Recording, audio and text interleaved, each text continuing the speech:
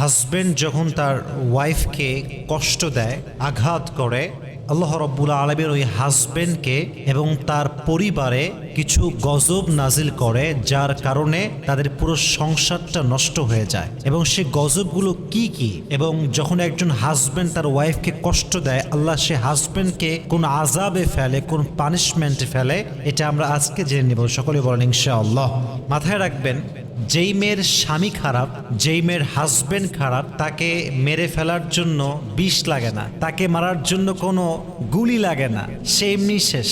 যার হাজবেন্ড খারাপ, তার জীবন অলরেডি শেষ, তাকে মারার জন্য কোনো বিষ লাগবে না, কোনো গুলি লাগবে না, কিচ্ছু লাগবে না, সে এমনি শেষ হয়ে গেছে। আর আমি আসিফের পার্সোনাল পয়েন্ট অফ ভিউ হচ্ছে এরকম, যে পুরুষ তার জীবনে সফলতার চূড়ান্ত পর্যায়ে পৌঁছে গিয়েছে, যে পুরুষের জীবনে R15 আছে, গাড়ি আছে, বাড়ি আছে, টাকা আছে, পয়সা আছে, জনপ্রিয়তা আছে, সব আছে,